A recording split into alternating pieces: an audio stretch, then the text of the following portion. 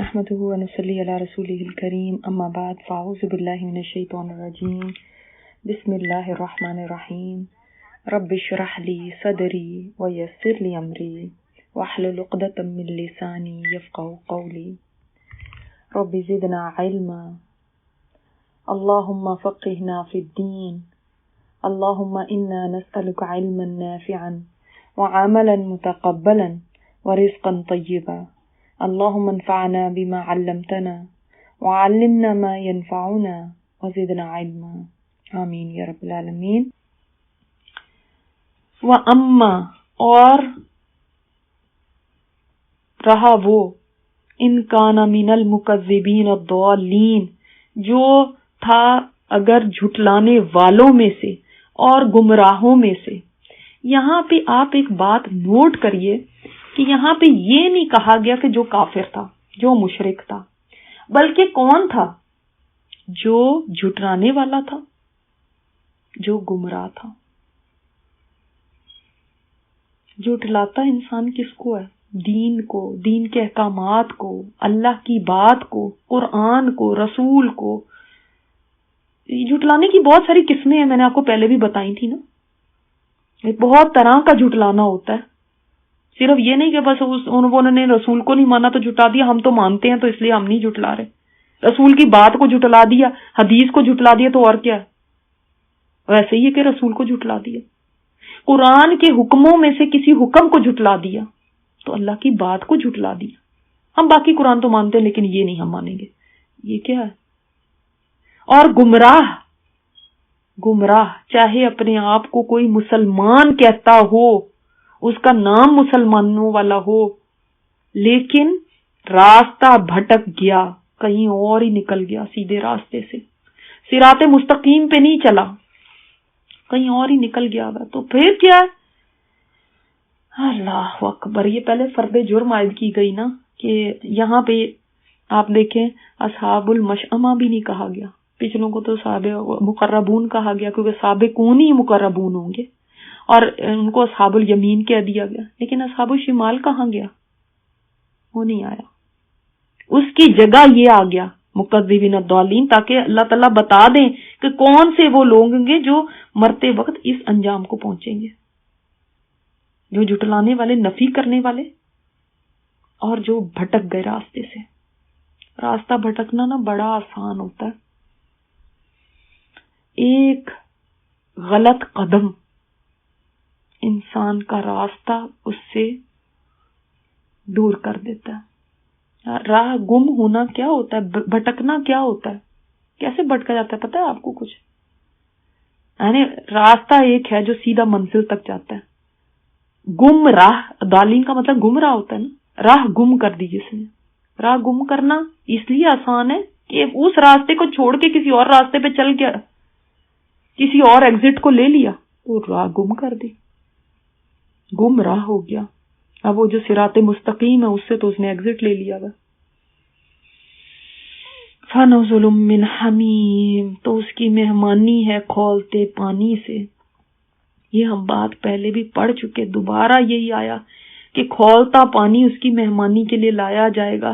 اور یہ تواضع، یہ جو بھی گمراہ ہے اس کی اس قسم کی تواضع اس وقت سے شروع ہو جائے گی جب سے اس کی موت کا وقت ہوگا. یعنی جب سے فرشتے جان نکالنے آئیں گے تب سے ہی شروع ہو جائے گی. اس لیے کہ وہ آ کے اس کو ماریں گے بھی اور اس کے اوپر ایسا ٹارچر کریں گے کیونکہ وہ نہیں نکلنی چاہتی روح. ان جو فرشتے ان کی جان نکالنے آئیں گے ان کی بھی شکل و صورت بتائی گئی کہ انتہائی خوفناک ہوں گے، انتہائی وہ سیاہ چہروں والے ہوں گے. وہ بھی کفن لائیں گے لیکن ان کا کفن بدبودار ہوگا. وہ بھی آ کے ایک پیغام دیں گے، ایک میسج دیں گے، لیکن ان کا میسج کوئی خوشی کا میسج نہیں ہوگا. ان کا میسج ہوگا خبیث روح ہے، مغضوب روح، یعنی اللہ کے غضب میں آنے والی روح. اور جہنم کے عذابوں کی بشارت اسی وقت دے دیں گے کہ چلو حمیم کی طرف، چلو جہنم کی طرف. استغفر اللہ ربی فرشتے اس طرح سے اس کی جان کھینچ کے نکالیں گے جس طرح کانٹے دار لوہے کی سلاخ گیلی اون سے زبردستی کھینچ کے نکالی جاتی ہے، آسانی سے نہیں نکلے گی۔ والنازعات غرقا، اسی لیے ڈوب کے جو جان نکالتے ہیں۔ اللہ تعالیٰ نے فرمایا کاش تم ظالموں کو اس حالت میں دیکھ سکو جب وہ موت کی جان کنی میں مبتلا ہوتے ہیں، اور فرشتے ہاتھ بڑا بڑا کے کہہ رہے تھے لاؤ نکالو اپنی جان۔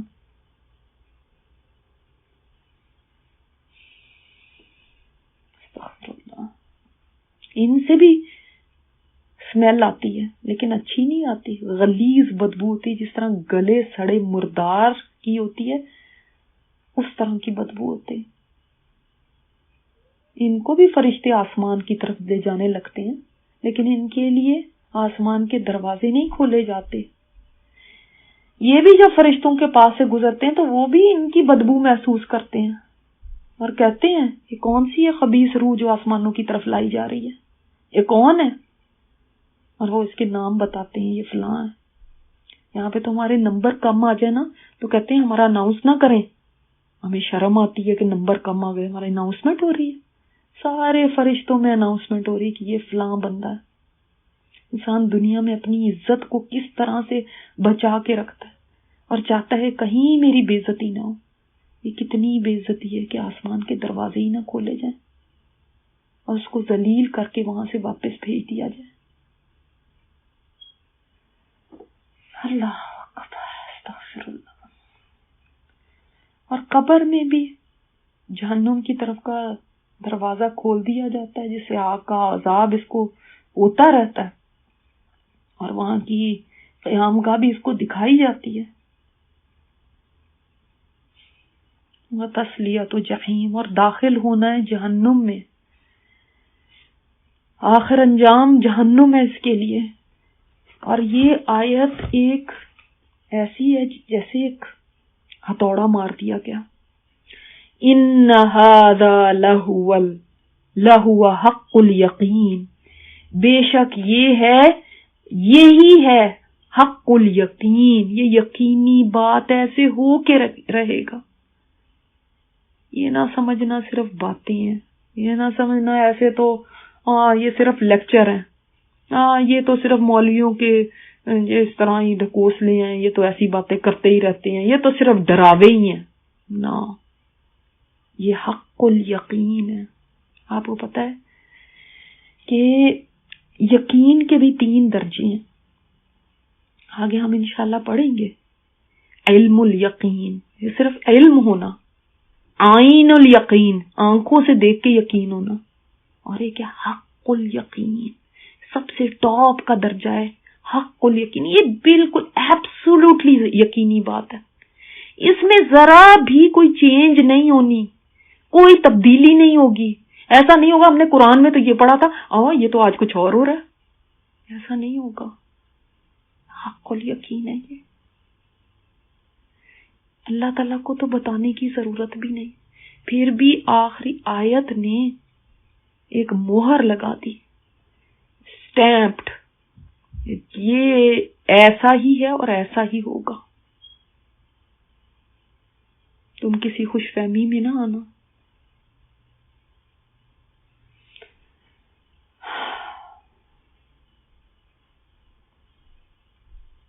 سب ایک جگہ نہیں چلے جائیں گے، یہ 3 گروہ اسی طرح ہوں گے اور 3 انجام ایسے ہی ہوں گے۔ ہم تو سوچتے ہیں نا پتہ نہیں کچھ نہیں ہوتا، فکر کی کیا بات ہے، کچھ نہیں ہے، وہاں پہ بس سب ٹھیک ہو جائے گا، وہاں پہ یہ مجھے بچا لے گا، وہ ایسا کر دے گا، اللہ معاف کرنے والا ہے، بس یہ ہو جائے۔ پتہ نہیں ہم کن خواب دیکھتے رہتے ہیں، کرنا ورنہ کچھ نہیں ہوتا، بس ایک خوابوں کی دنیا بنائی ہوئی ہے۔ یہ حق الیقین ہے۔ پھر تیاری کس چیز کی کرنی چاہیے؟ پھر کیا ہمیں کرنا چاہیے اپنی زندگی میں، کیسے اس کو پلان کرنا چاہیے؟ ایک دفعہ ملی ہوئی چیز کو پلاننگ کے ساتھ گزارنا چاہیے، یا پھر ہیپ ہیزرڈ جیسے دن رات چل رہے ہیں ویسے ہی کوئی بات نہیں؟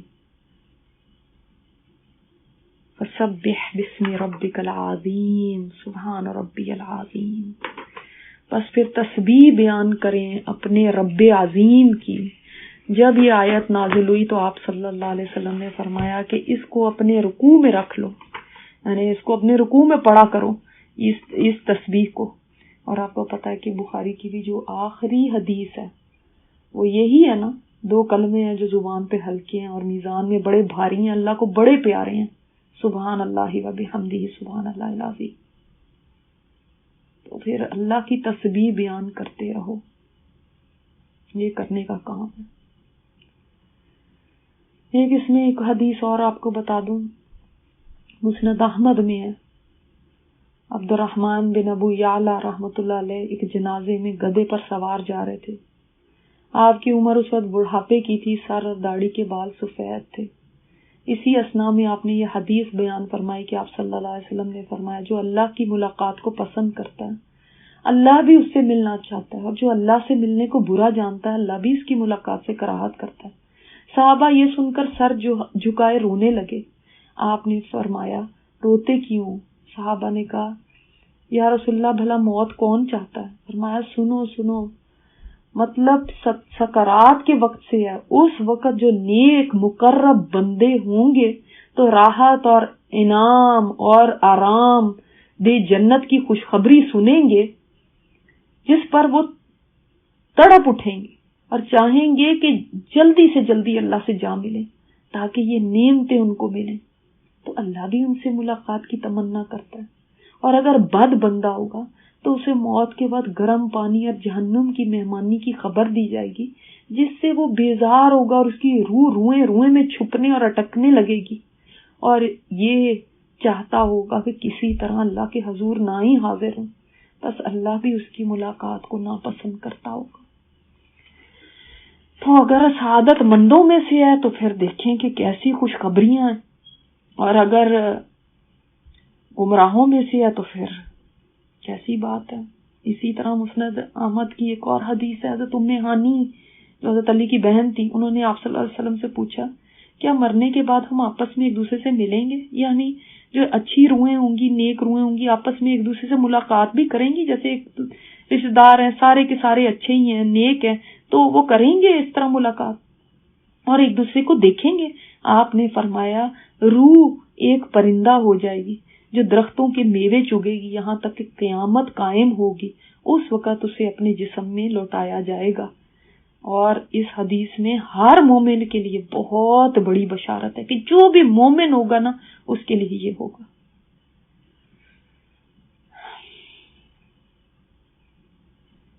اسی طرح جب اللہ تعالی کسی مومن کی روح قبض کرنے کے لیے ملک الموت کو بھیجتے ہیں تو فرماتے ہیں اللہ تعالیٰ کہ میرے فلاں بندے کے پاس جاؤ اور اسے میرے دربار میں لے آؤ. میں نے اسے دکھ، غم، خوشی، ناخوشی، تکلیف، راحت ہر طرح سے اس کو آزما لیا اور اپنی مرضی کے مطابق پایا، یعنی وہ ہمیشہ اللہ کی رضا میں راضی رہا. بس اب میں اسے ابدی راحت دینا چاہتا ہوں، جاؤ اسے میرے خاص دربار میں پیش کرو. تو ملک الموت 500 رحمت کے فرشتے اور جنت کے کفن اور جنتی خوشبو ساتھ لے کر اس کے پاس آتے ہیں. گورا ریحان ایک ہی ہوتا ہے لیکن سرے پر 20 قسمیں ہوتی ہیں، یعنی ایک جیسے آپ سوچیں کہ ایک بکے ہو اس کے اندر کتنے سارے پھول ہیں اور ہر ایک کی مہک الگ ہو. اور سفید ریشم ساتھ ہوتا ہے جس سے مشک کی خوشبوئیں اٹھ رہی ہوتی ہیں. سبحان اللہ، کتنا اللہ تعالیٰ اس کے لیے کہ تو نے دنیا کے اندر مجھے راضی کر لیا نا، اب بس اب اللہ کی مہمان نوازی دیکھو ایسوں کے لیے کہ تمام تب سے شروع ہو جاتا ہے جب سے روح نکالے جانے کا وقت ہوتا ہے، تب سے اہتمام ہے، تب سے اس کے لیے خوشیاں شروع ہو گئی، تب سے یہ دنیا کے قید خانے سے اس کو رہائی مل گئی. دنیا کا قید خانہ ہے تو قید خانہ اس کے لیے، مگر جو مومن ہے جو اللہ کو راضی کرنا چاہتا ہے اس کے لیے تو اس دن رہائی ہے، کیونکہ اس کے لیے آگے بھلائی ہی بھلائی ہے، خوشیاں ہی خوشیاں، اور اب کوئی غم نہیں اس کے لیے آگے. اور جنہوں نے دنیا کو جنت بنا لیا ان کے لیے کیا ہے آگے؟ تو اللہ آزمائے گا، خوشی سے بھی غم سے بھی، لیکن اللہ فرماتا ہے میں نے دیکھ لیا کہ ہمیشہ مجھ سے راضی رہا۔ اللہم اجعلنا منہم، اللہم اجعلنا منہم۔